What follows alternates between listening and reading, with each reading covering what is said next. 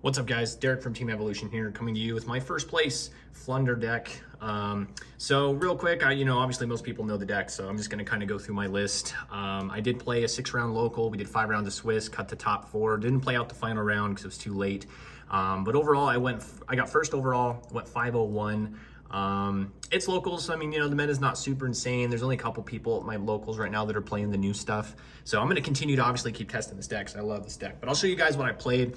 Honest to God, the deck is still really solid, and I don't really know what the best way to play the deck would be right now, but you'll see with some of the choices that I made that I do think it's kind of correct going forward with such a hand trap heavy format.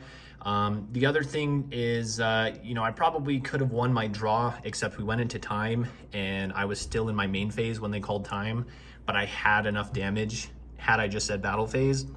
And it's all good. It is what it is. One small little hiccup there, just trying to move through time. But either way, let me go over the list for you guys. It's pretty straightforward. So obviously 3 Rabina, 3 Eagle, just 1 Stree, 1 Talkin. I do consider playing a second Stree every once in a while, but I think this is still fine ratio. The 1 Barrier Statue. I also am considering testing a second one. That's probably a bad idea, but sometimes, when you have the 1 out and they play Dark Ruler or Droplet or something, if you have the trap, if you have the ability to just go into another one, that potentially can be game changing. So I'm considering maybe playing another copy, trying to fit one in somehow. I don't know, the deck gets pretty tight, so it just depends. Double M-Pen, I swear by 2 M-Pen, not gonna do 1. 1 Ryza, 1 Apex. And then the big card is 3 Simorgh and 1 of the trap. So, the Simorgh is a card that people have been testing for a while, but never really solidified themselves on the card. And honestly, I think the card is now kind of better than before, because if you open just Eagle with this card, it makes Eagle live with M-Pen.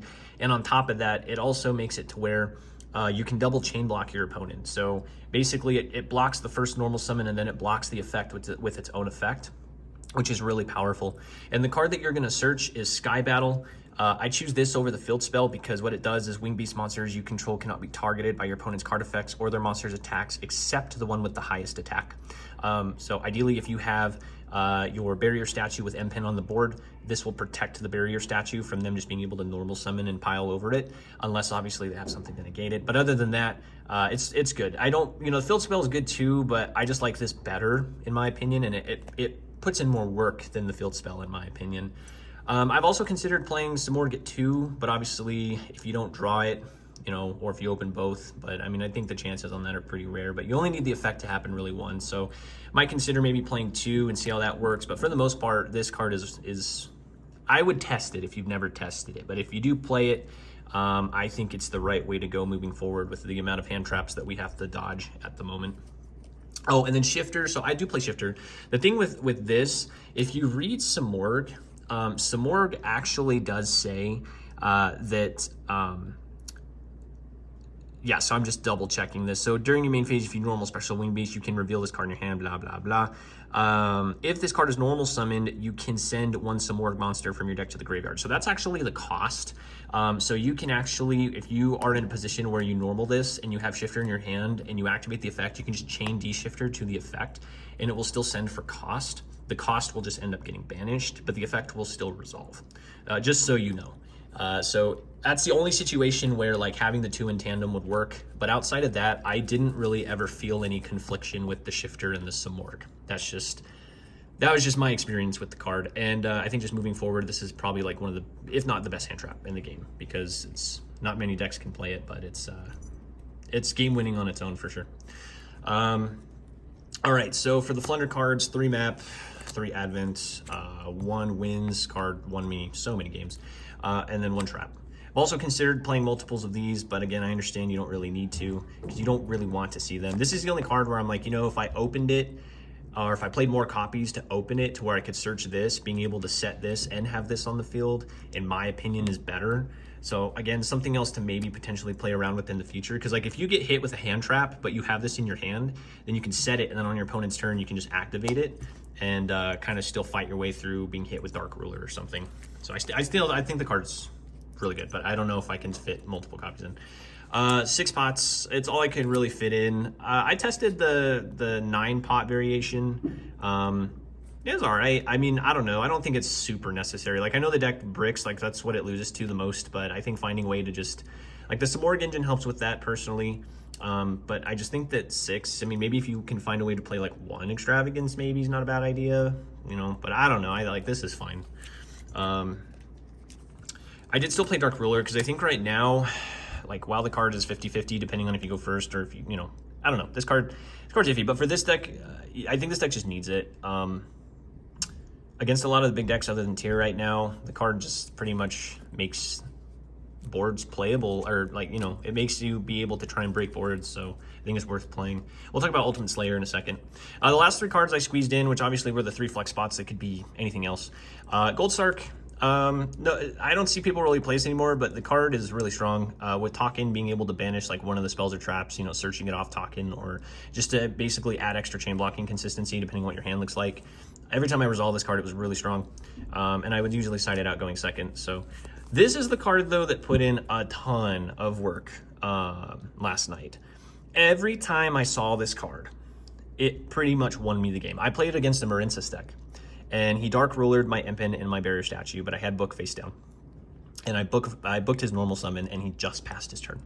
So this card is insane. Obviously, you can also, you know, in some cases, attempt to force out negations, force out your opponent to activate certain cards. It's really strong. Against Despia, trying to flip face down the Masquerade is very important. Yeah, I don't know about playing 3 of these. You know, I thought about maybe dumping a Samorg and just playing a playset of these. The other thing, too, obviously, I did use it a couple times to block an Imperm. I didn't come across Valor, but I did stop Imperm twice with this. So this card, I think, moving forward is actually better than I expected, and I'm probably going to keep trying to play it. So that's the main deck. 40 cards, pretty simple. You know, I'm going to play around different ratios of things, but honestly, I felt like the build was really, really strong. The side deck I played last night, which going into the format, I don't even really know. I played Droll just because I couldn't find 2 other cards, but I don't know about this card. I might figure out something different with that. For my removal, though, I played evenly. The card won me a couple games.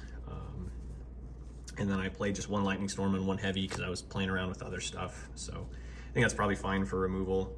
The big thing, right, is I tested Ultimate Slayer. I only resolved it twice, but both times I resolved it, I would probably say that it probably helped me win the game, I would think. And then 2 Harpy's Feather Storm. It's still worth playing, obviously. Tested a Pointer, the Red Lotus. I sided it a lot, and I never drew the card once last night, so I don't even know if the card's as good as I think it is. And then I tried siding one of this again. Again, I sided it a couple times, and I never really had the opportunity to get it, because obviously searching Dreaming Town is better than this. So yeah, so obviously the side deck is something to work on for sure. I think that like this potentially is good going forward. Obviously you kind of have to play this. These are iffy. I think these are okay. You know, the Drolls are okay. I don't really know if I want to even side hand traps for that matter. Like the big decks right now aren't really affected by Drolls, so that'll probably change. But I think a Pointer's not bad, because I think like with a Pointer, you know, you want to try and get that Dark Ruler out of their hand if you can. So I think that's still worth playing.